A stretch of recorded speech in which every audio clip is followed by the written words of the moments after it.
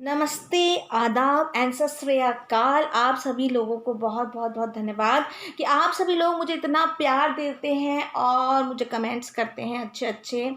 जी हाँ, मैं हूँ वर्षा माथुर और रोज़ लेकर आती हूँ आप सभी के लिए एक बहुत ही अच्छी सी कहानी। और मुझे इसलिए अच्छा लगता है ये सब बातें करना और आप लोगों के साथ ये जो अच्छी बातें वो शेयर करना, क्योंकि आप लोग मुझे सुनते हैं और उसके साथ बराबर कमेंट्स करते हैं तो मुझे अच्छा लगता है। और मेरा तो प्रयास यही है कि यदि मेरी किसी बात से किसी को कोई प्रेरणा मिले तो वही मेरे जो सारे प्रयास हैं वो सफल हो जाते हैं। तो दोस्तों, आज मुझसे किसी ने पूछा कि आशिकी क्या है, तो मैंने कहा मोहब्बत। बोले मोहब्बत क्या है, तो मैंने कहा दोस्ती।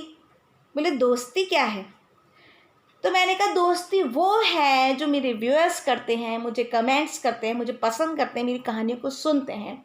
तो जी हाँ, आप मेरे सच्चे दोस्त हैं। आपको बहुत बहुत बहुत धन्यवाद कि आप मेरी इन कहानियों को सुनते हैं और आगे शेयर भी करते हैं।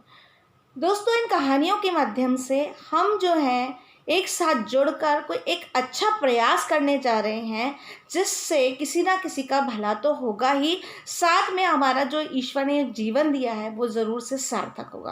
आज जो मैं बात करने आई हूँ वो बहुत बेहद ज़रूरी बात है दोस्तों। ये कहानी नहीं है, ये एक अनुभव है जो मैंने लिया है। हमारे पास में एक आंटी रहती है उनसे।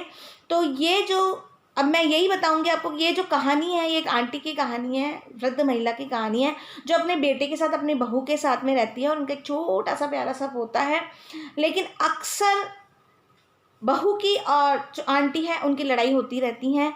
और उसके बीच में जो बेटा है वो बेचारा बहुत परेशान हो जाता है। दिन भर का थका हारा जो वो अपने घर पे आता है, और घर पे आता है तो वही उसको महाभारत का युद्ध जो है उसका नज़ारा देखने को मिलता है। वो बहुत परेशान हो जाता है।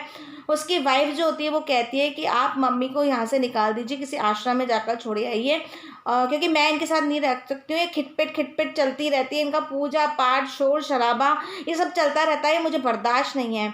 और जो माताजी होती है वो ये कहती है कि अपनी बहू को समझाओ, ये बहुत सामने बोलती है, ज़बानें करती हैं।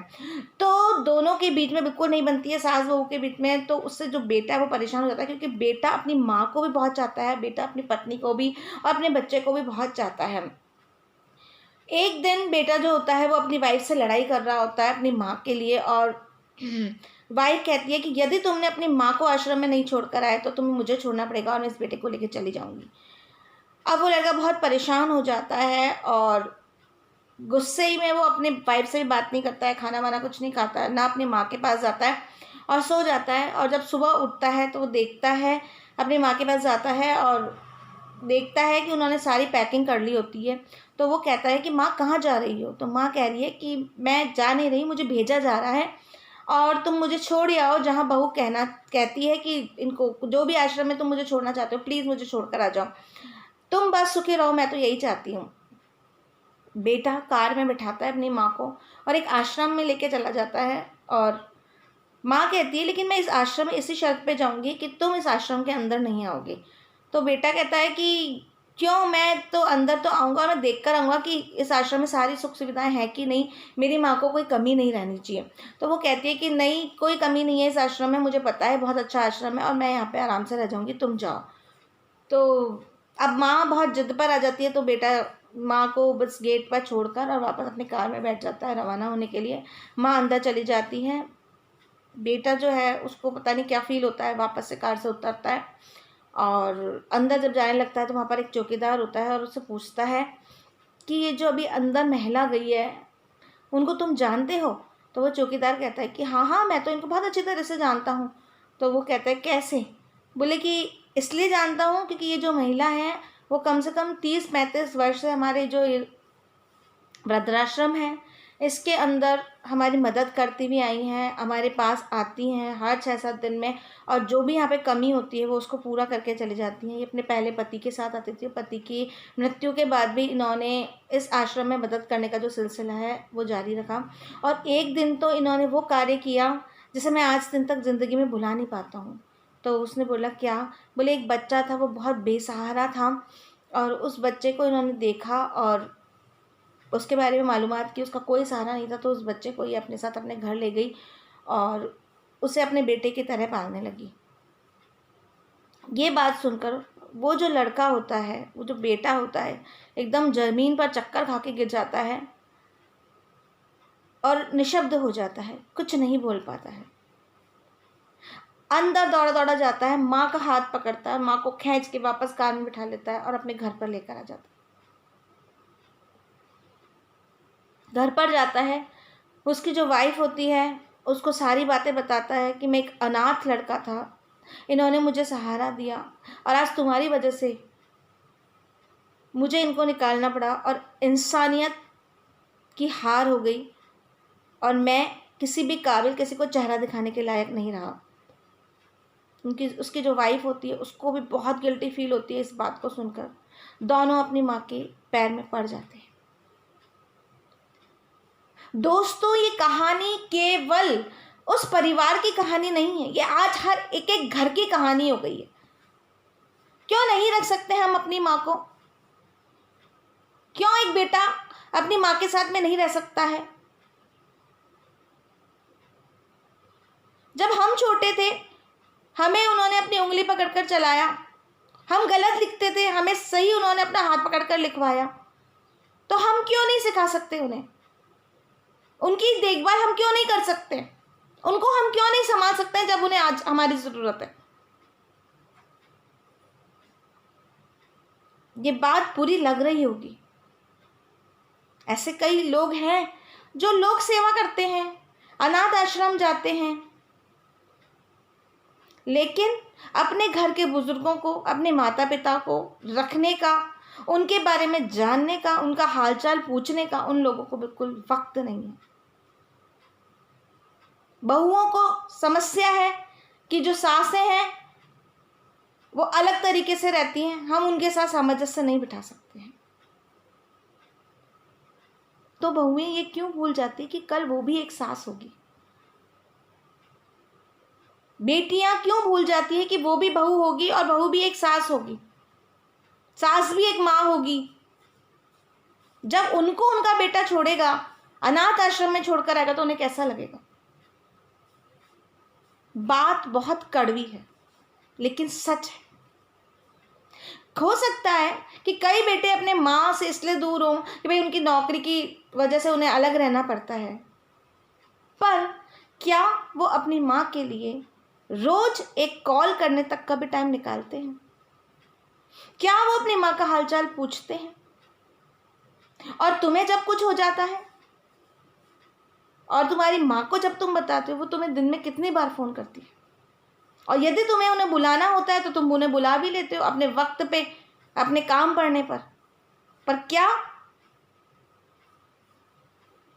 तुम उनकी मदद करते हो? आज जब उनको तुम्हारे सहारे की ज़रूरत है, जिसलिए उन्होंने तुम्हें पाला पोसा था कि एक दिन जब हमारा बुढ़ापा आएगा तो हमारे बच्चे हमारी लाठी बनेंगे, क्या तुम उनकी लाठी बन पाए? क्या उन्होंने तुम्हें इसीलिए पाला पोसा, अच्छे संस्कार दिए कि तुम एक दिन उन्हें छोड़ के चले जाओगे, उनका सहारा नहीं बनोगे? ये बात सच है दोस्तों, ये दिल में आपको लगेगी मेरी बात, क्योंकि ये हर घर की कहानी है। माँ हमेशा सोचती मेरा बेटा तरक्की करे, बहू के साथ, बच्चों के साथ खुश रहे, इसलिए वो कुछ नहीं बोलते हैं। पेरेंट्स हमारे कुछ नहीं बोलते हैं, बेचारे अकेले रहते हैं। पर ये क्या हमारी इंसानियत है कि हमने उन्हें अकेला छोड़ दिया है?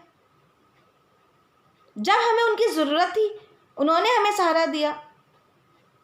क्या आज उन्हें हमारी ज़रूरत है तो हम उनका सहारा नहीं बन सकते हैं?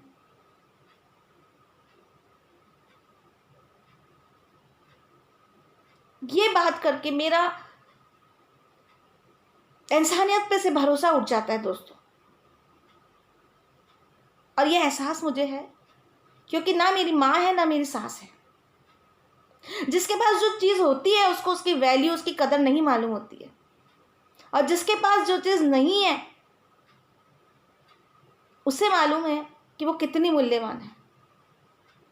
दोस्तों, आपके पास आपकी माँ है, प्लीज़ अपने पेरेंट्स का आदर करें, सम्मान करें, उन्हें अपने साथ रखें, क्योंकि आने वाली पीढ़ी आपके बच्चे देख रहे हैं। जैसा आप करोगे वैसा वही करेंगे। तो देख लीजिए आपका भविष्य क्या है। अपना भविष्य बनाना और बिगाड़ना आपके हाथ में है। जैसा बोओगे वैसा ही काटोगे। दोस्तों, मेरा प्रयास रहता है, बात कड़वी है लेकिन बात सच्ची है, उसे लोगों तक पहुंचनी चाहिए, और इसमें आप ही मेरी मदद करेंगे ताकि कोई भी जो माँ है वो अकेली ना रहे, और कोई भी जो बेटा है वो अपनी माँ को अनाथ आश्रम में छोड़ने ना जाए। और आप सब वादा करें कि अपनी माँ का सबसे पहले ख्याल रखेंगे और पूरा सम्मान करेंगे।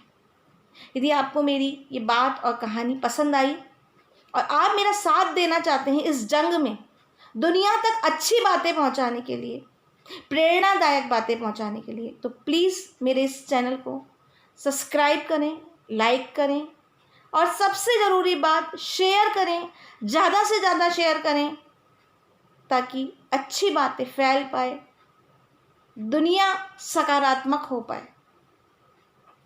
कल फिर मिलेंगे नई कहानी, एक अच्छी बात और अच्छी मुलाकात के साथ। तब तक के लिए धन्यवाद। और आपको यदि मेरी कोई भी बात यदि दिल पे चुभी हो, लगी हो, तो प्लीज़ मुझे माफ़ करिएगा, क्योंकि आप सभी का जो प्यार है उसी ने मुझे हिम्मत दी है इतनी कड़वी और सच्ची बात बोलने के लिए। आप सभी का बहुत बहुत आभार, धन्यवाद।